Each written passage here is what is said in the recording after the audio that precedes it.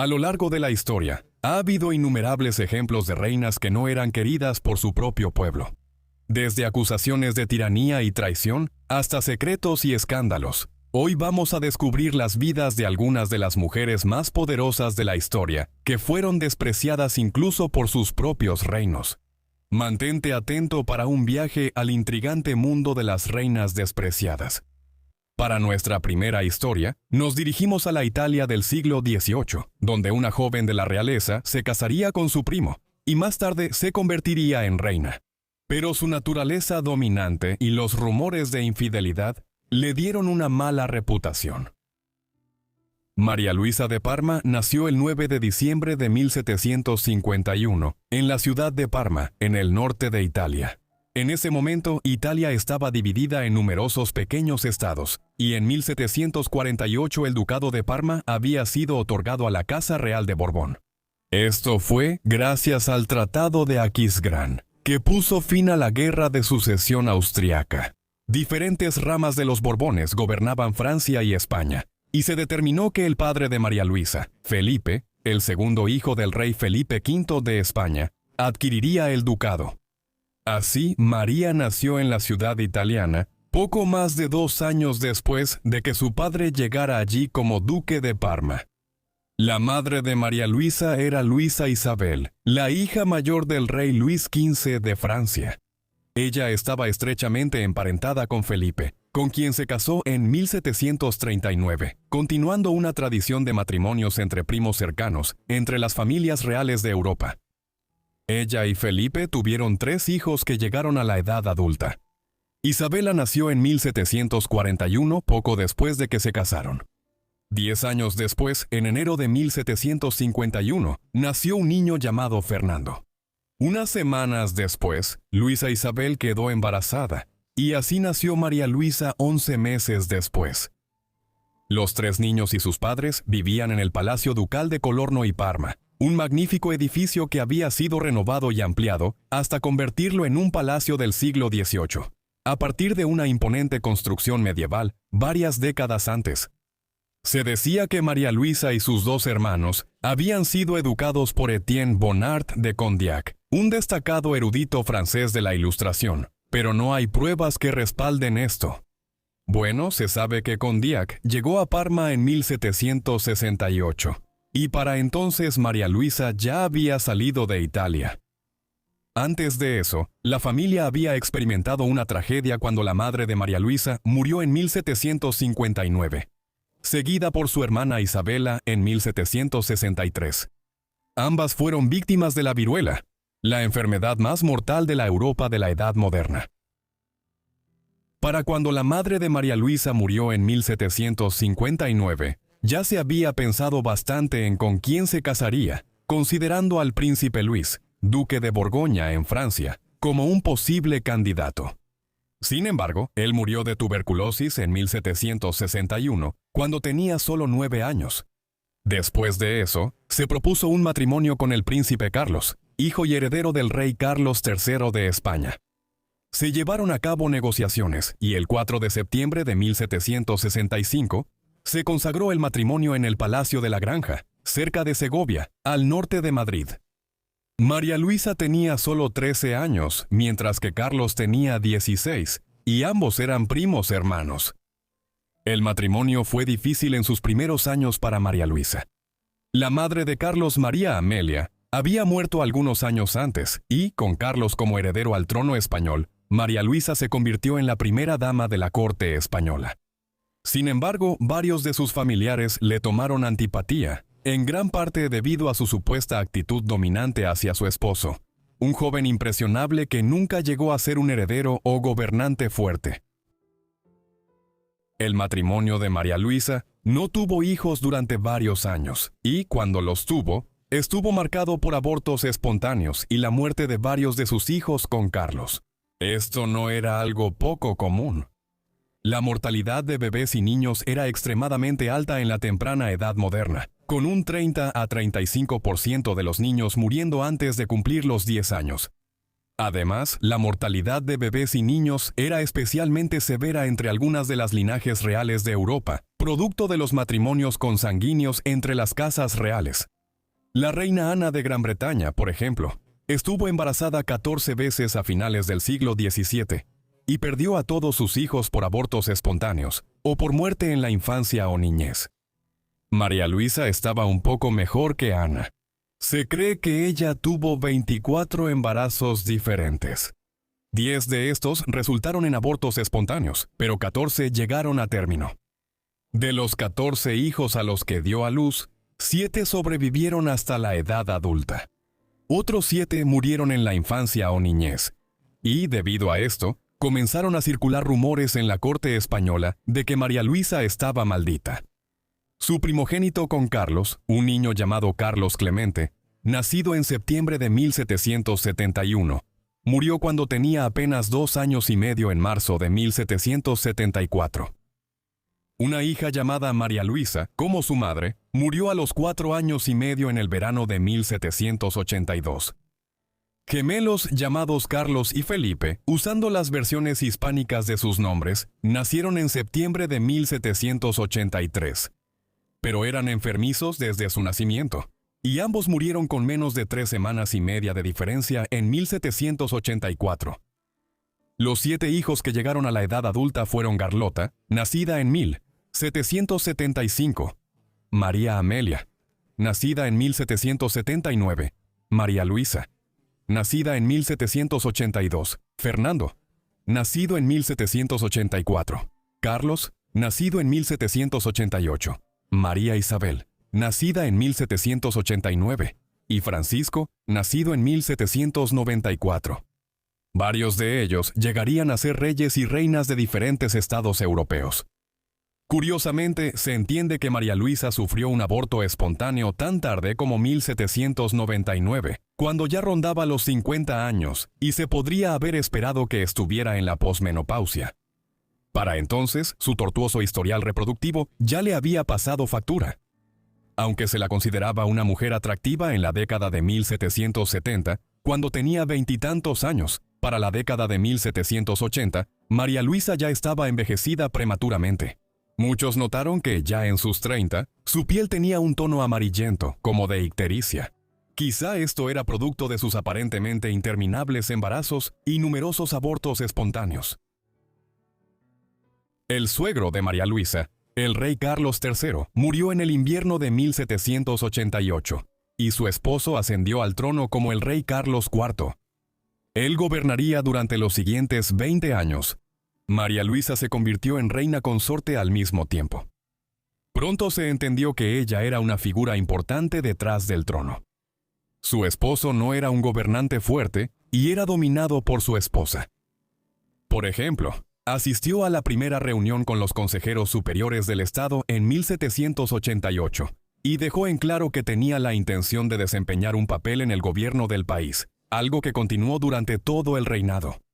Carlos estaba conforme con permitir esto, ya que sus pasiones se centraban principalmente en la caza y otras actividades recreativas de la aristocracia. Por su parte, María Luisa desempeñó un papel mucho más importante en los asuntos del Estado y, en particular, en la promoción de la educación y la cultura en España.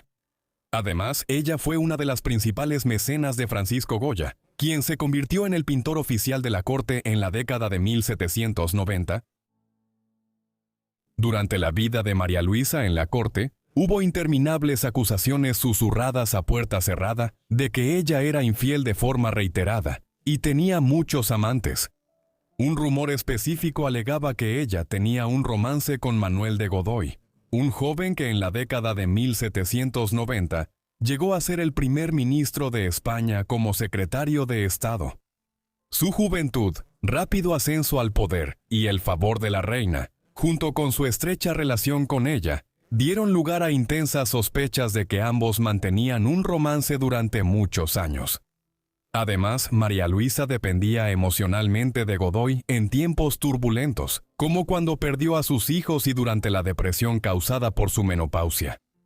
También se rumoraba que Godoy era el padre biológico de varios de sus hijos, y el confesor de la reina escribió en su testamento que ninguno de sus hijos e hijas, ninguno era del matrimonio legítimo. Aunque muchos historiadores piensan que la relación era probable, en realidad tenemos muy pocas pruebas concretas que lo confirmen. Estas acusaciones parecen haber sido tan extendidas debido a los celos entre los rivales de Godoy por el poder, y porque la reina estaba excediendo las limitaciones impuestas a las mujeres en un mundo dominado por hombres. La ola de rumores malintencionados también alcanzó las relaciones de María Luisa con varias otras aristócratas femeninas de alto rango en la corte española. Por ejemplo, se sospechaba que había envenenado a María Caetana de Silva, la 13ª duquesa de Alba. La duquesa de Alba se había casado con el marqués de Villafranca, y esta unión de dos prominentes linajes aristocráticos españoles los había hecho sumamente importantes en la corte real española, solo por debajo de la familia real y la casa de Osuna. María Luisa era vista como una rival tanto de la duquesa de Alba como de Osuna como resultado. Así, cuando la duquesa de Alba murió repentinamente en el verano de 1802, con solo 40 años de edad, su fallecimiento fue considerado sospechoso, y circularon acusaciones de que la reina había organizado el envenenamiento de su rival. Estas acusaciones eran completamente infundadas, y casi todos los historiadores están de acuerdo. Que Alba murió de tuberculosis complicada por una fiebre severa. Sin embargo, esta no fue la única mujer de quien se rumoreaba que María Luisa había envenenado. En 1802, su hijo el príncipe Fernando se casó con María Antonia de Nápoles en Sicilia. María Luisa no soportaba a su nuera, y una vez le escribió a Emmanuel Godoy: ¿qué haremos con esa serpiente diabólica de mi nuera y ese cobarde canalla de hijo mío? La animosidad entre las dos y el hecho de que ella tenía solo 21 años llevaron a acusaciones de que fue envenenada, pero no hay evidencia que respalde esto, y en realidad María Antonia murió de tuberculosis. Para los años 1800, quienes estaban en el centro del poder en España tenían asuntos mucho más graves por los cuales preocuparse que las supuestas infidelidades de la reina consorte o una historia inventada sobre un posible envenenamiento. Había surgido una amenaza mucho más real y tangible en Europa occidental. En 1789 comenzó la Revolución Francesa, lo que llevó finalmente, a principios de la década de 1790, a la deposición y ejecución del rey Luis XVI de Francia, primo de María Luisa. En las guerras revolucionarias francesas que siguieron, el rey Carlos y su gobierno, comprensiblemente, se unieron a una coalición antifrancesa junto con Gran Bretaña y Austria contra los franceses. Pero cuando los franceses empezaron a ganar ventaja sobre sus enemigos en 1794, Carlos, María Luisa, Godoy y otros responsables en Madrid, sorprendentemente cambiaron de rumbo. Se estableció una alianza con la nueva República Francesa, lo que llevó a que España se convirtiera en el principal aliado de Francia entre las potencias europeas. La alianza franco-española siempre fue desigual. España era una potencia de segundo nivel en Europa a finales del siglo XVIII, y Francia estaba en ascenso como la potencia continental dominante bajo la República. Pero esto se agudizó aún más bajo Napoleón Bonaparte, como emperador de los franceses a partir de 1804. En 1807, María Luisa, Carlos y Godoy intentaron aprovechar la expansión francesa al aceptar el Tratado de Fontainebleau, que permitiría a España invadir y anexar efectivamente Portugal, un país que estaba estrechamente aliado con el principal enemigo de Francia, Gran Bretaña. Lo que siguió fue un periodo de marcada intervención francesa en los asuntos españoles, que culminó finalmente con la deposición de Carlos y la breve sucesión, como rey Carlos y María, el hijo mayor de Luisa, Fernando, una figura que con los años se había vuelto cada vez más opuesta a su padre de carácter débil. María Luisa y Carlos apelaron a Napoleón sobre este nuevo arreglo, pero sus protestas tuvieron un resultado aún peor cuando Napoleón decidió disolver por completo a la familia real española. En el verano de 1808 impuso a su hermano José Bonaparte como el nuevo rey de España. Con esto, sin embargo, el tiempo de María Luisa en el centro del poder en Madrid llegó a su fin. El nuevo arreglo fue un desastre para Napoleón, ya que estalló una larga guerra de guerrillas en España.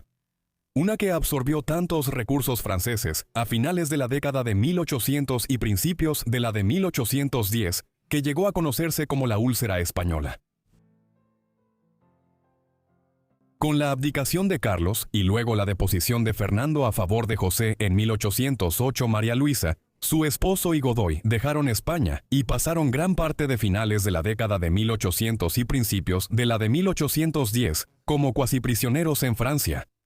Vivieron en condiciones agradables en Aix-en-Provence y en Marsella, pero al mismo tiempo estaban bajo una forma de detención política para evitar que se convirtieran en una fuente de descontento político si regresaban a España. En 1812, el exrey y la exreina y sus seguidores recibieron permiso para trasladarse a Italia, donde vivieron un tiempo en Roma bajo el patrocinio del papado. Los acontecimientos estaban cambiando rápidamente para entonces, y, cuando el imperio de Napoleón se desmoronó a mediados de la década de 1810, tras una desastrosa invasión militar a Rusia, Fernando regresó a España y recuperó el trono allí. Él prohibió a sus padres regresar a Madrid, así que María Luisa y su esposo pasaron sus últimos años viviendo en Roma. No fue un retiro desagradable, ya que lo pasaron como confidentes cercanos del papado y acumulando una valiosa colección de arte. Ella murió en la Ciudad Eterna el 2 de enero de 1819 a los 67 años de edad. Carlos murió apenas 2 semanas y media después. Godoy, mientras tanto, viviría más de 3 décadas más. María Luisa lo había nombrado como beneficiario principal de su testamento, y Carlos le pidió rápidamente que abandonara su corte en el exilio después de su muerte. Quizás los rumores eran ciertos después de todo. Puede que nunca lo sepamos con certeza. A continuación, veremos a la única reina reinante en la historia de la España unificada, cuyo reinado estuvo lleno de intrigas palaciegas, rumores, conspiraciones y mucho más. La mujer que gobernaría a España como la reina Isabel II nació en el Palacio Real de Madrid el 10 de octubre de 1830. Ella era la hija mayor del rey Fernando VII, quien había gobernado España intermitentemente desde 1808 en medio de las guerras napoleónicas, y su madre era la reina María Cristina de España. Fernando tuvo numerosos hijos durante su vida, pero todos ellos murieron en la infancia o eran niñas. Esto era problemático, ya que España había seguido durante mucho tiempo la ley sálica, un elemento del código legal franco que se remontaba al siglo VI, y que estipulaba que las mujeres no podían suceder al trono de una nación. Así que en 1830, Fernando emitió una pragmática sanción para asegurar que una hija suya pudiera sucederlo si moría sin un heredero varón. Quienquiera que fuera a suceder al trono en España, heredaría un país sumido en problemas. Tan recientemente como en el siglo XVI, España había sido la nación más poderosa del mundo, con un gran imperio que se extendía por las Américas, de donde obtenía una enorme riqueza en forma de lingotes de oro y plata provenientes de México, Perú y Bolivia. Pero la riqueza de España había sido su perdición. No logró innovar ni desarrollar una economía comercial capitalista protoindustrial como la que había surgido en Inglaterra, la República Holandesa y Alemania. Y luego el flujo de metales preciosos del Nuevo Mundo se secó, dejando a España como una nación arcaica y atrasada. Además, a principios del siglo XIX, perdió la gran mayoría de su imperio cuando naciones como México, Argentina, Gran Colombia y Perú lograron su independencia. Esta era la nación que pronto gobernaría Isabel.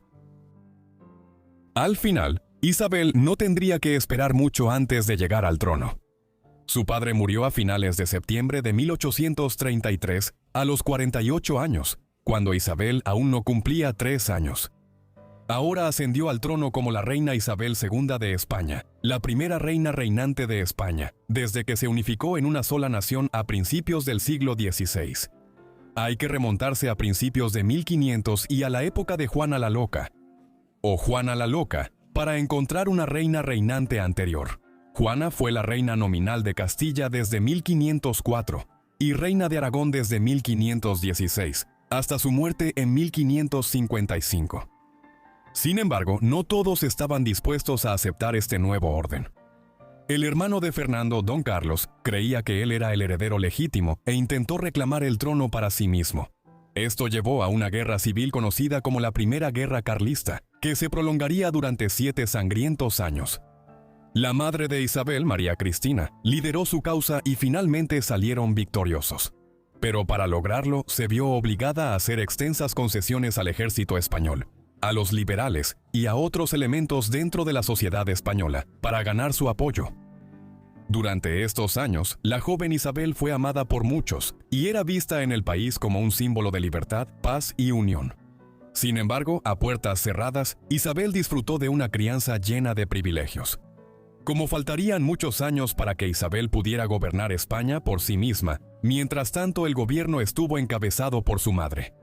María Cristina aprovechó esta posición para hacerse extremadamente rica, pero en 1840 se vio obligada a renunciar a la regencia.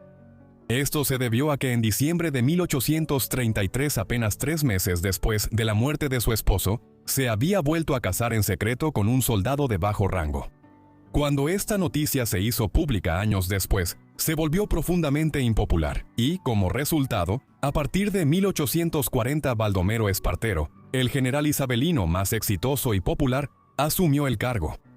Un logro notable durante la regencia de la madre de Isabel fue la promulgación de una nueva constitución española en 1837, una que era significativamente más liberal que los documentos de gobierno anteriores de España, y que buscaba reformar el país y llevarlo a la era moderna. En 1843, Isabel cumplió 13 años y fue declarada apta para gobernar por sí misma, asumiendo todos los poderes y responsabilidades del trono. Sin embargo, la mayoría de los relatos afirman que estaba poco instruida, era ignorante y, aunque alegre, a menudo era perezosa.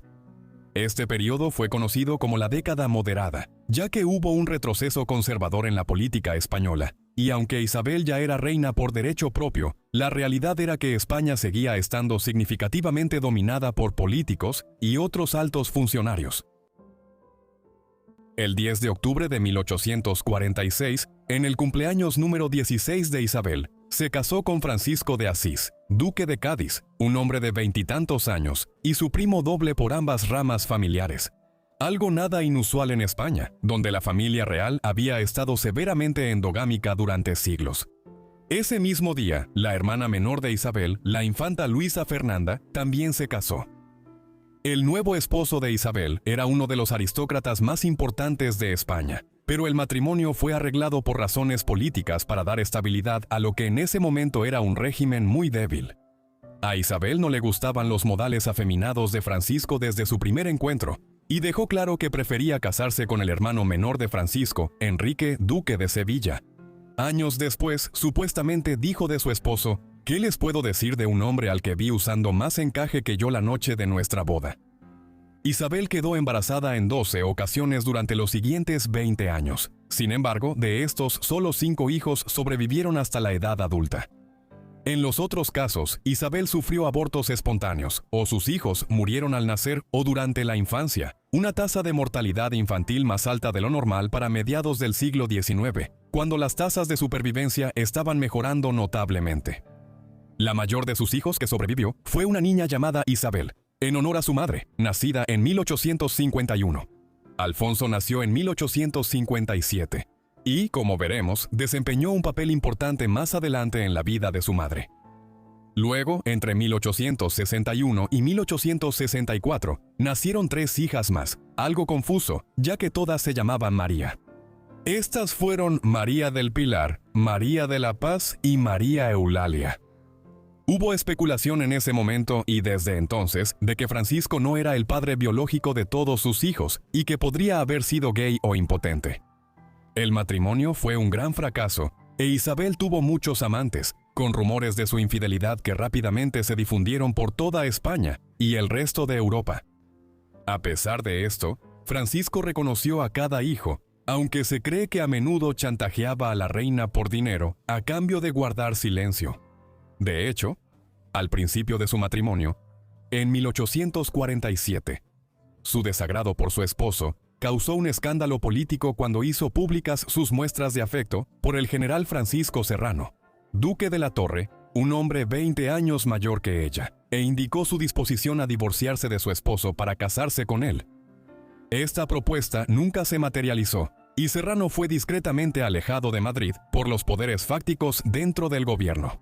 pero fue una señal temprana del mal estado del matrimonio de Isabel y Francisco, y con esto la imagen pública negativa de la reina comenzó a crecer.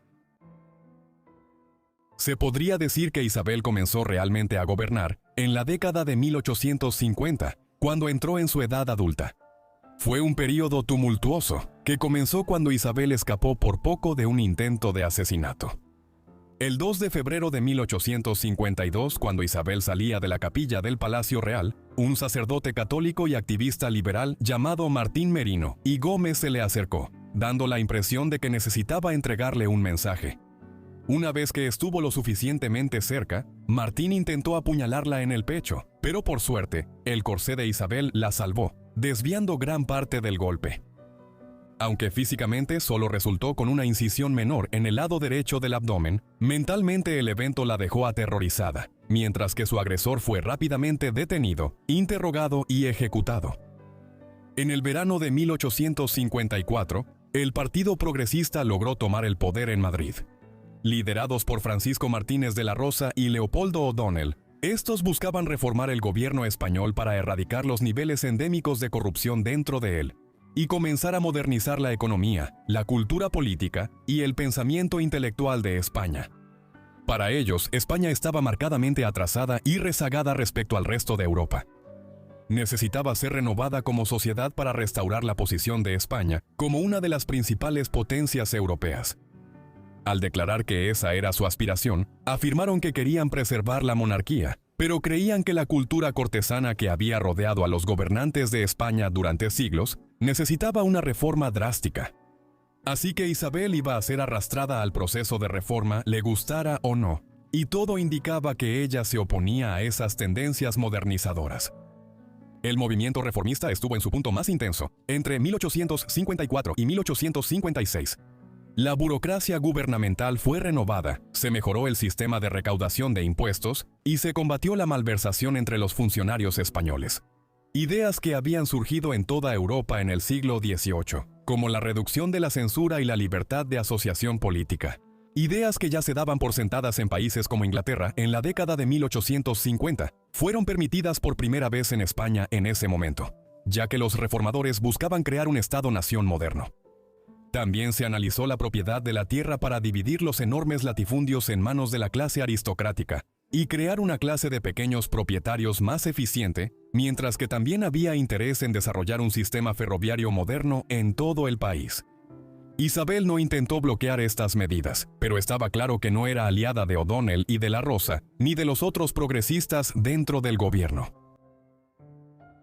Finalmente, el movimiento progresista se agotó en pocos años, durante la década de 1850. Por ejemplo, se ideó una nueva constitución liberal en 1856, pero nunca se puso en práctica, ya que los elementos reaccionarios dentro del gobierno buscaron tomar el poder. Estos elementos más moderados lograron consolidar su autoridad, tanto porque Isabel les era más favorable, como porque supervisaron una política exterior exitosa. Una que se involucró en una guerra con Marruecos a finales de la década de 1850 y retomó la isla de Santo Domingo en el Caribe a principios de la década de 1860, después de casi 2 décadas de independencia dominicana. Este último proyecto fue propuesto directamente a Isabel por el general Pedro Santana en 1860, y ella le dio su aprobación explícita. Así que, aunque en muchos aspectos fue una monarca ceremonial durante gran parte de su reinado, esta es una área en la que Isabel tuvo un papel directo en los asuntos. Para cuando Santo Domingo fue recuperado para España, Isabel era una gobernante profundamente impopular entre grandes sectores de la población española. Veían su reinado como uno de escándalo, intriga y decadencia, y consideraban a Isabel como una reina vanidosa, tonta, con sobrepeso y ninfómana, incapaz de hacer su trabajo, y simplemente un obstáculo para cualquier reforma en el país. En el otoño de 1866, una gran reunión de personas descontentas dentro de los movimientos democráticos y progresistas tuvo lugar en la ciudad de Ostende, en Bélgica. Muchos de los involucrados eran personas que habían participado en el movimiento progresista a mediados de la década de 1850 y que posteriormente se sintieron decepcionados por los instintos conservadores de Isabel y su deseo de nombrar ministros conservadores o moderados para dirigir el gobierno español. En Ostende, acordaron un pacto para intentar derrocar a Isabel y comenzar un importante programa de reformas en España. El 7 de julio de 1868, la hermana y el cuñado de Isabel fueron vinculados a una conspiración contra la corona y ella decidió desterrarlos. Esto fue una señal de lo que estaba por venir. Lo que se conoce como la Revolución Gloriosa en España ocurrió en septiembre de 1868, como consecuencia directa del anterior Pacto de Ostende. Comenzó con una revuelta naval en la ciudad portuaria de Cádiz y fue acompañada por levantamientos simultáneos en Madrid y otras ciudades y pueblos. Isabel no fue derrocada de inmediato y logró reunir a sus partidarios en los primeros días de la revuelta. Pero finalmente los generales que alguna vez le fueron leales, incluyendo a su amante favorito, la abandonaron y, con la derrota del ejército realista en la batalla de Alcolea, el 28 de septiembre, la causa de Isabel estaba perdida. Aceptando esto, se dirigió con su familia y séquito a través de los Pirineos hacia Biarritz, en el sur de Francia, donde tenía la intención de vivir en el exilio. Salió de España el 30 de septiembre de 1868, fecha que normalmente se considera como el final de su reinado de 35 años. Tras su destitución, Isabel y el resto de la familia real hicieron su vida en Francia. Durante este tiempo, la exreina residió en la Rue de Rivoli, en París. De regreso en España, la revolución continuó, con la breve coronación de Amadeo como rey de España. Era un príncipe italiano de la Casa de Saboya y el segundo hijo de Víctor Manuel II de Italia. Pero a mediados de la década de 1870, se llegó a un acuerdo por el cual Isabel renunció formalmente a su trono, y su hijo y heredero, Alfonso, fue reconocido como rey de España en diciembre de 1874. Regresó al país que gobernó durante los siguientes 11 años, hasta su muerte prematura, pero Isabel nunca volvería a España por un periodo prolongado de tiempo. Isabel vivió hasta principios del siglo XX, principalmente en París durante la Belle Époque, aunque regresó a casa por un breve periodo después del ascenso al trono de Alfonso. En esa ocasión, descubrió que estaba prácticamente prohibido que entrara a Madrid, así que regresó a la capital francesa. Allí mantuvo una relación durante muchos años con el jefe de su personal, Ramiro de la Puente. Fue un retiro prolongado, tranquilo y sin sobresaltos para una mujer recordada como una gobernante deficiente de España, incapaz de responder de manera efectiva a los múltiples llamados de reforma que surgían en las décadas de 1850 y 1860. Isabel falleció el 9 de abril de 1904 a los 73 años, probablemente a causa de la gripe. Su cuerpo fue trasladado de regreso a España para ser enterrado junto a sus predecesores como reyes de España en el Palacio de El Escorial. Su funeral se llevó a cabo el 16 de abril en San Francisco el Grande. La reina Isabel II de España ha llegado a ser conocida históricamente en su país como la reina castiza y la de los tristes destinos, que significan respectivamente la reina tradicional y la reina de la triste desgracia. Nuestra siguiente reina, como tantas otras en la historia, era extranjera. Ella participaba activamente en proyectos sociales, aprendió el idioma, pero su gasto excesivo y la monarquía en general eran definitivamente impopulares, lo que llevó a una tragedia. María Emilia, o Amélie como era más conocida, nació el 28 de septiembre de 1865 en Twickenham, en Londres, Inglaterra. Sus padres eran el príncipe Felipe de Orleans, el conde de París, y María Isabel de Orleans. Su abuelo era el príncipe Fernando Felipe de Orleans, y su bisabuelo era el rey Luis Felipe, primero el rey orleanista de Francia de 1830 a 1848. Su reinado terminó cuando la monarquía francesa fue derrocada en una serie de revueltas que se extendieron por toda Europa en 1848. Así que cuando se estableció la Segunda República Francesa en ese momento, la familia real orleanista se exilió, y es por esta razón que María Amelia nació en Inglaterra. Sus primeros años los pasó en el exilio allí, pero en 1870 Napoleón III de Francia, quien se había convertido en presidente del país, en 1848, y luego se proclamó emperador de los franceses, fue derrocado. Luego, tras la derrota francesa en la efímera Guerra Franco-Prusiana, en 1871, se creó una tercera república francesa. Como resultado, Amélie, de 6 años, y su familia finalmente pudieron regresar a Francia. Su padre, el príncipe Felipe, esperaba poder reclamar de nuevo algún día el trono francés para ella, pero esto nunca resultó posible. La familia dividió su tiempo en la década de 1870 y principios de la década de 1880 entre París y una finca en Normandía, en el norte del país. Era una adolescente inteligente mientras crecía, leía mucho, especialmente sobre historia y arqueología francesa, así como poesía y ficción.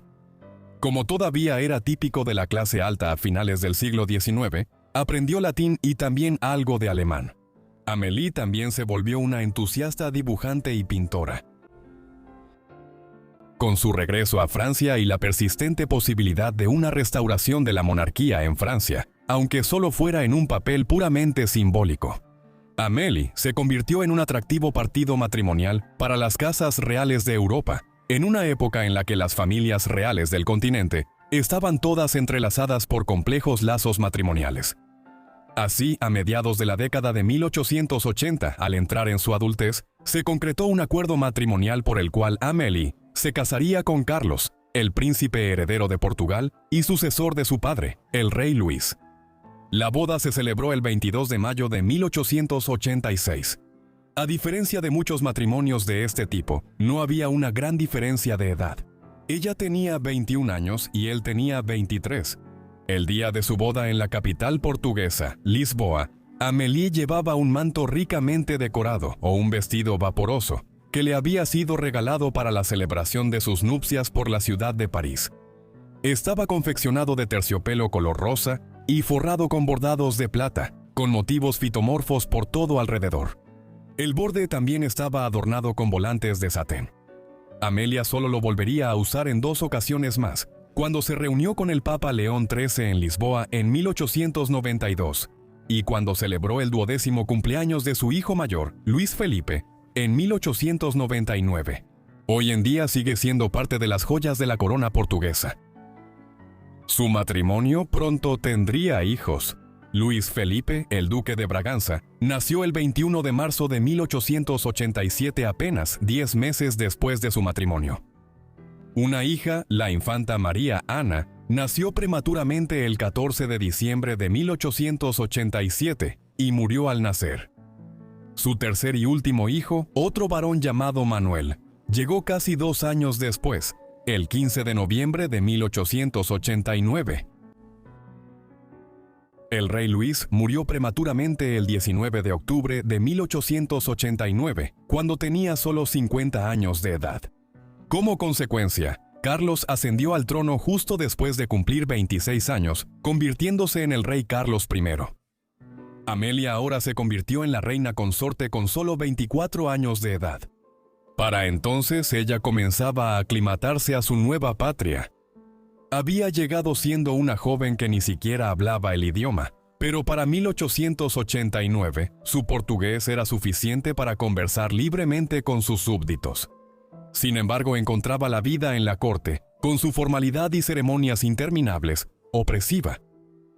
Había problemas más allá de la formalidad evidente de la corte. Portugal alguna vez fue una orgullosa potencia imperial, que había tenido un peso muy superior al que le correspondía en el escenario mundi, al colonizar Brasil, partes de África, y crear un imperio comercial en sitios estratégicos a lo largo del Océano Índico.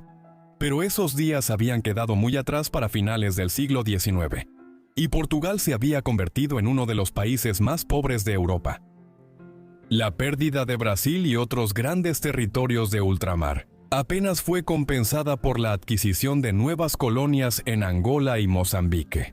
Sin embargo, los esfuerzos por crear un corredor continuo de tierra a lo largo del sur de África, la llamada Estrategia del Mapa Rosa, terminaron poco después de que Carlos y Amélie subieran al trono.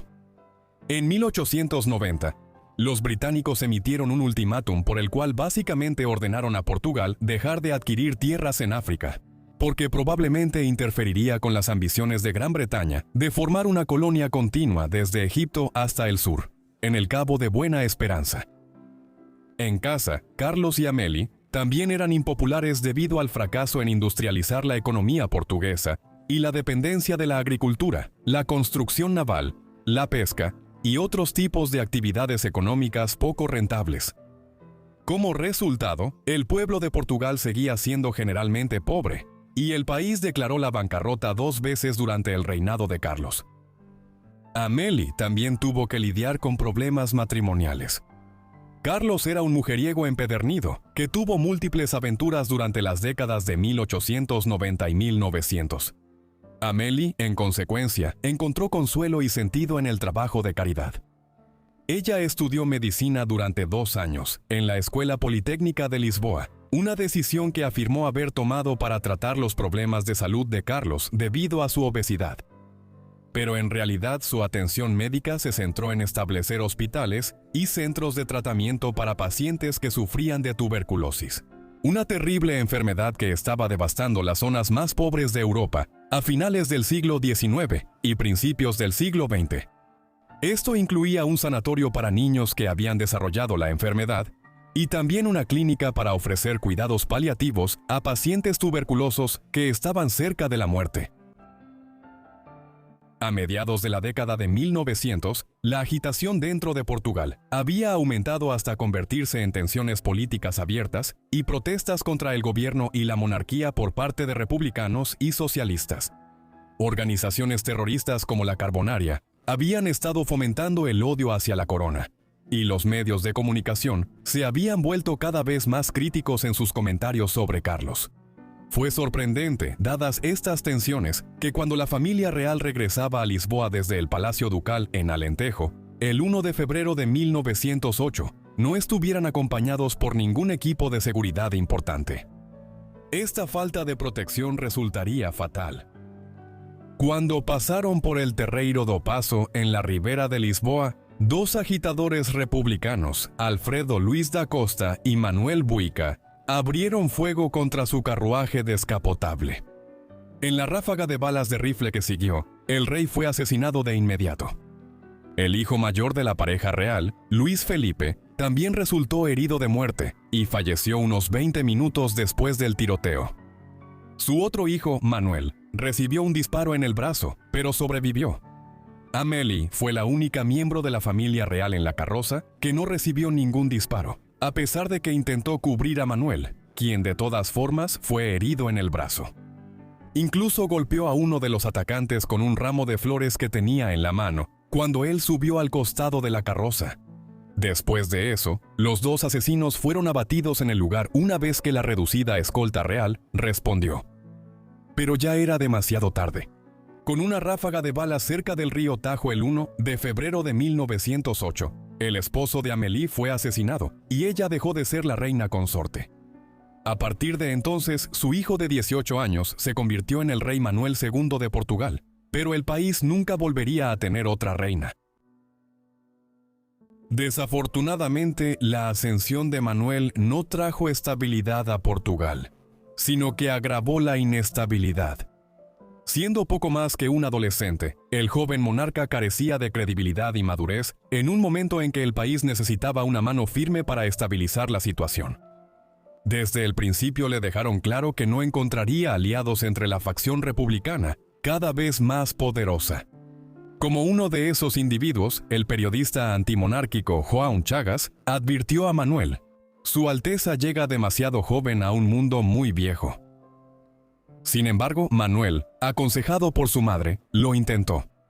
Nombró un gobierno de consenso que incluía a monárquicos y republicanos. Se convocaron elecciones legislativas en abril de 1908 para intentar calmar el descontento público, pero nada de eso resultó suficiente. La crisis económica continuó y, con ella, la inestabilidad política. El fin de la monarquía y de la dinastía de los Braganza, reyes de Portugal, finalmente llegó en el otoño de 1910. El 3 de octubre estalló una rebelión en varios lugares del país y se extendió rápidamente al día siguiente. El ejército portugués se mostró reacio a obedecer las órdenes de suprimir la insurrección. Por ejemplo, la Policía Civil y la Guardia Fiscal simplemente se quedaron en sus cuarteles en lugar de actuar contra los agitadores políticos. La noche del 4 de octubre, a Manuel y a su madre se les aconsejó salir temporalmente de Lisboa antes de que el Palacio Real fuera asaltado. Este fue el principio del fin. A la mañana siguiente, a las 9 de la mañana del 5 de octubre, se proclamó una república portuguesa desde el balcón del Ayuntamiento de Lisboa en el centro de la capital. Para ese momento, el rey, su madre y sus seguidores ya habían abordado el yate real Amélia, nombrado en honor a la exreina. Inicialmente planeaban dirigirse a Oporto, pero cuando se enteraron de que la segunda ciudad de Portugal también se había unido a la revuelta, se dieron cuenta de que era inútil. Por lo tanto, zarparon hacia Gibraltar, que estaba bajo control británico, y desde ahí partieron hacia una vida de exilio en Gran Bretaña. En Lisboa, tras la Revolución de Octubre, se formó un gobierno provisional encabezado por Teófilo Braga, un destacado republicano. Y en 1911 se aprobó una nueva constitución, y con ella nació la primera República Portuguesa. Tras la Revolución de Octubre de 1910, Amélia y Manuel se dirigieron a Inglaterra y se establecieron en Twickenham, donde Amélie había nacido en el exilio como parte de la antigua familia real francesa. Esto debió de convertirla en una de las pocas personas que terminaron viviendo en el mismo lugar en Londres, con 40 años de diferencia, como resultado de que una familia real fuera exiliada de dos países distintos. En los primeros años de su exilio, se lanzaron varias conspiraciones para intentar restaurar a Manuel en el trono en 1911, 1912 y 1919. Desde el exilio, él y su madre apoyaron la entrada de Portugal en la Primera Guerra Mundial y solicitaron que los monárquicos en Portugal se abstuvieran de cualquier intento de derrocar al gobierno durante ese periodo. Después de la guerra y de un último intento breve de restaurar a Manuel en el trono, en 1919 él y su madre aceptaron la realidad del exilio. En consecuencia, los años 20 transcurrieron tranquilamente, y Manuel murió de manera repentina y prematura, por asfixia, debido a un traqueoedema en el verano de 1932 a la edad de 42 años.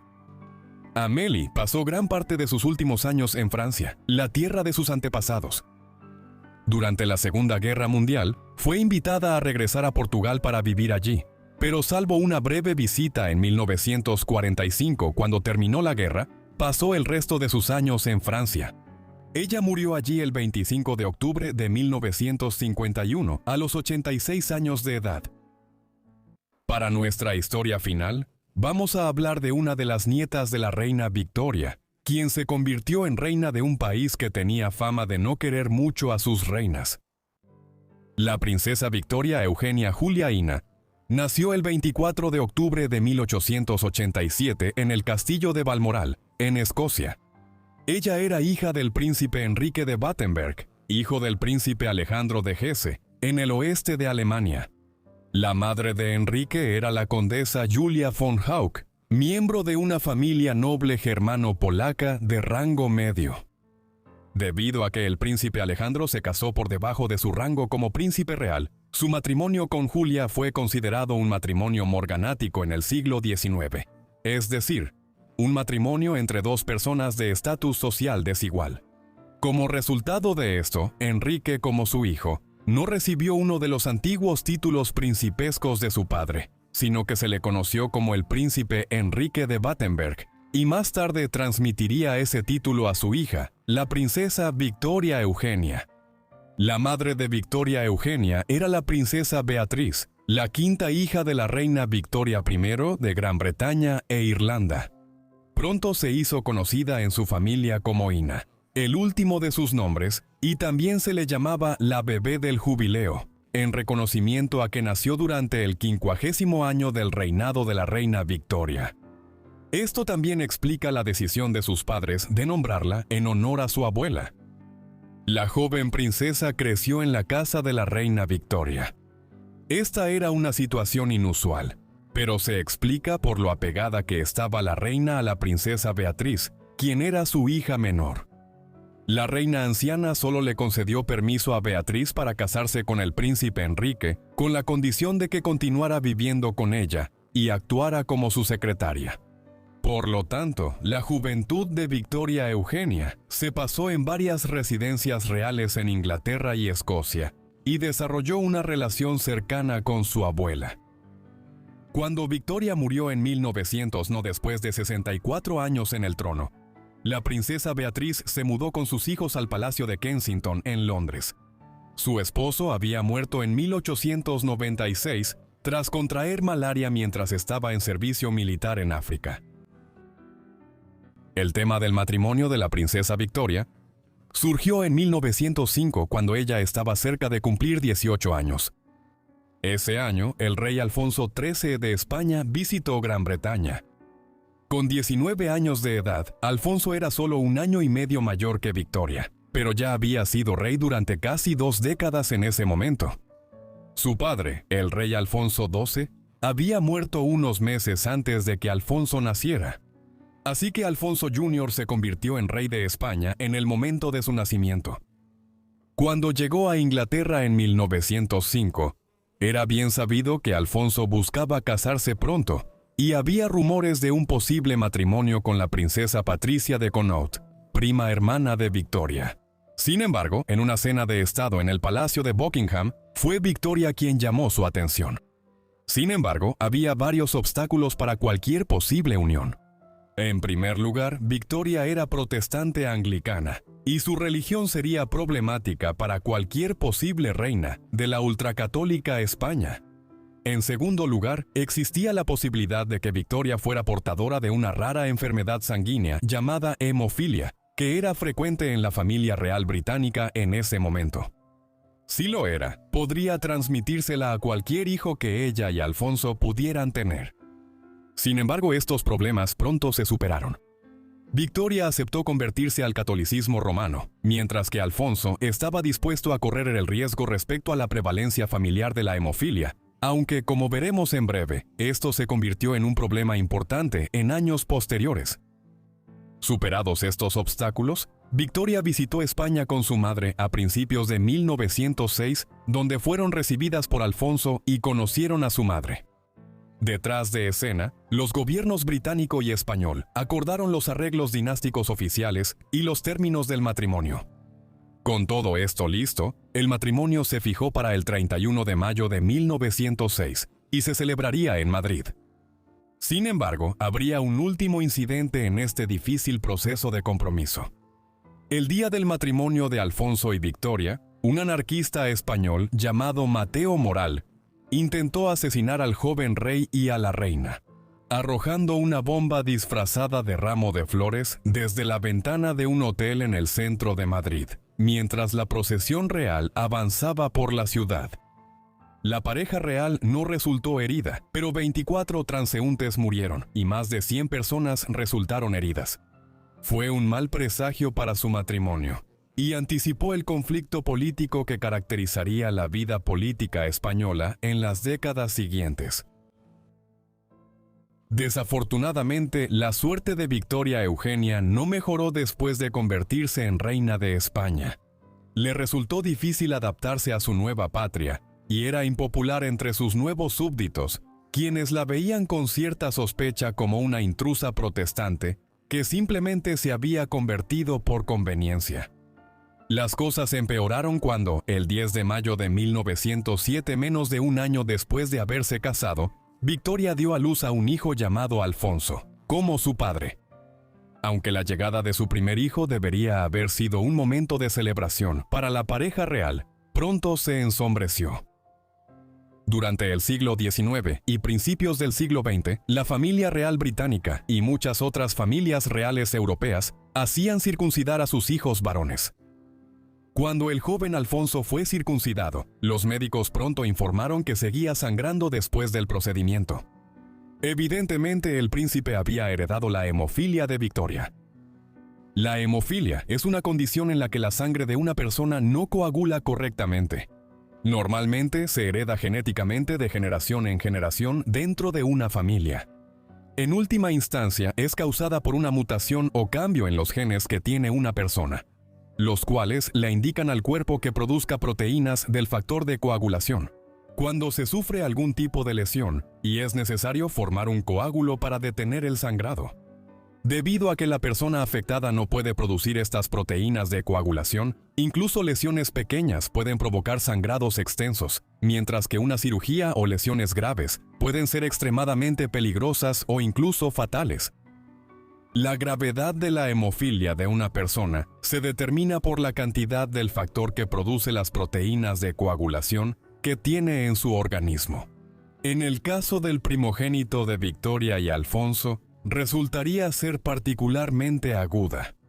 La familia real británica en el siglo XIX y principios del XX se vio muy afectada por esta enfermedad y Victoria Eugenia había nacido con ella. Su abuela, la reina Victoria, había sido la primera portadora y la condición se había transmitido a muchos de sus nietos. Entonces quedó claro a comienzos del siglo XX que Alfonso la tenía y varios de los otros hijos de Victoria Eugenia posteriormente sufrirían de la misma enfermedad. Como resultado, los niños tendrían que ser protegidos de las lesiones. Pequeños golpes y raspones, que para la mayoría de los niños podrían resultar en un moretón o un pequeño corte, podrían ser extremadamente dañinos para los hijos de Victoria. El rey Alfonso no reaccionó bien a la noticia de que el joven Alfonso tenía hemofilia. Esto provocó una ruptura entre él y su esposa, a quien culpaba por esto. Sin embargo, siguieron teniendo hijos, en total 5 hijos y 2 hijas. Las dificultades de salud de la familia se agravaron cuando su segundo hijo, un niño llamado Jaime, nació sordo en 1908, un año después del nacimiento de Alfonso. Así, aunque sus hijas Beatriz y María parecen haber escapado de heredar la hemofilia de Victoria, la familia estuvo plagada de dificultades de salud. Quizá no sea sorprendente saber que Victoria se dedicó de lleno al trabajo de caridad en hospitales en los años que siguieron. Ella patrocinó a la Cruz Roja en España y en 1929 fue honrada por la ciudad catalana de Barcelona cuando erigieron una estatua de ella en la ciudad, vistiendo un uniforme de enfermera. También apoyó la reforma educativa en España y prestó ayuda a los pobres. Todo este trabajo llevó a que el Papa Pío XI le otorgara la Rosa de Oro en 1923, un gran honor concedido por la Iglesia Católica Romana a individuos como muestra de reverencia. Mientras la labor caritativa de Victoria Eugenia avanzaba bien en los años 10 y 20, no todo marchaba bien en su patria adoptiva. A lo largo del siglo XIX, España había estado experimentando una agitación política entre quienes querían reformar la política del país y quienes apoyaban una sociedad más conservadora. Esa estaría dominada por la monarquía y la Iglesia Católica Romana. Esto se complicó por el surgimiento de las Fuerzas Armadas Españolas como un factor importante en la política española durante una serie de conflictos en el norte de África, donde España intentaba proteger sus pocas colonias restantes. Para la década de 1920, los grupos opuestos estaban divididos en grandes rasgos entre elementos del ejército promonárquicos o nacionalistas y sus oponentes republicanos. Para mantener su posición como rey de España, Alfonso había apoyado a Miguel Primo de Rivera como gobernador militar del país desde 1923 bajo la consigna de patria, religión y monarquía. Pero finalmente, en 1930, el poder de Primo de Rivera se desmoronó cuando un colapso económico en España, tras el desplome de Wall Street en Estados Unidos, hizo que perdiera el apoyo del ejército español. Como resultado, en 1931 se celebraron elecciones que llevaron a los republicanos al poder en toda España. En pocas semanas depusieron a Alfonso y crearon la Segunda República Española en sustitución de la monarquía. Alfonso y Victoria Eugenia ciertamente ya no eran el rey y la reina de España. Tras su destitución, Alfonso y Victoria se fueron de España por completo. Se creía que su permanencia en el país sería motivo de controversia y podría provocar una guerra civil entre los republicanos y quienes querían la restauración de la monarquía. Así que se exiliaron en Francia a principios de la década de 1930. Sin embargo, su partida no sirvió para detener la agitación en España. Finalmente, el país se sumió en una guerra civil entre los republicanos de izquierda y un movimiento nacionalista de derecha en 1936. La Guerra Civil Española duraría 3 años y finalmente resultó en la toma del poder por el general Francisco Franco y su movimiento Falange. Alfonso y Victoria posteriormente se mudaron de Francia a Italia. Durante un tiempo hubo esperanza de que Franco pudiera restaurar la monarquía en España después de la Guerra Civil, pero esto nunca se materializó. Para agravar sus desgracias, su cuarto hijo Gonzalo murió en 1934 como resultado de un accidente automovilístico. Las lesiones que sufrió fueron menores, pero tuvo una hemorragia interna extensa debido a su hemofilia, y esto llevó a su muerte poco después. Trágicamente, su hijo mayor, Alfonso, corrió exactamente la misma suerte, 4 años después, en 1938. Luego, en 1941, Alfonso, quien tenía mala salud, renunció a su derecho al trono de España a favor de su tercer hijo, Juan. El viejo rey murió poco después. Los problemas de Victoria Eugenia continuaron después de la muerte de Alfonso. Antes de esto, la pareja había estado viviendo en Italia, un país que se había aliado con Alemania en la Segunda Guerra Mundial contra Gran Bretaña. El apoyo de Victoria a su tierra natal era evidente para la sociedad italiana, y en 1942 le pidieron que abandonara el país. Posteriormente se mudó a Suiza, un país neutral en la guerra, donde pasó gran parte de sus últimos años. En 1968, mientras el régimen de Franco se liberalizaba significativamente durante los últimos años del dictador al mando de España, regresó brevemente al país por primera vez en 37 años, cuando el propio Franco murió el 20 de noviembre de 1975, hubo un amplio apoyo popular para la restauración de la monarquía. Y ahí, solo 2 días después, el 22 de noviembre, el nieto de Victoria, Juan Carlos, se convirtió en el rey Juan Carlos I de España, en una monarquía restaurada. Hoy en día, el bisnieto de Victoria, Felipe VI, es el monarca reinante de España. Sin embargo, la anciana reina no llegó a ver a su nieto convertirse en rey. Victoria Eugenia murió en la ciudad suiza de Lausana el 15 de abril de 1969.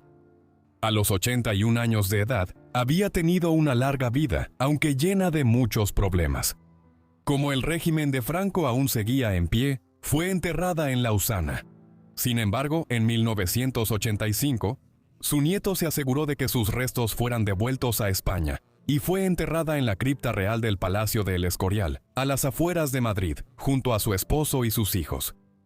Muchas gracias a todos por ver este video sobre estas reinas odiadas y poco queridas. Espero que les haya parecido interesante. Díganme qué les pareció el video aquí abajo en los comentarios, y si tienen alguna sugerencia también asegúrense de decírmelo aquí abajo en los comentarios. Sé que hay muchas otras reinas que probablemente no eran queridas en sus países, y estoy seguro de que ya he hablado de muchas de ellas. No quería repetir el tema con otro video que hice sobre reinas locas. También chequen ese video en el enlace que está abajo en la descripción y en el comentario fijado. Espero que ya estén suscritos y tengan las notificaciones activadas para recibir todos mis videos en cuanto los suba. Y bueno, eso es todo de mi parte. Así que los veo a todos en el próximo episodio de Vidas Olvidadas. Gracias.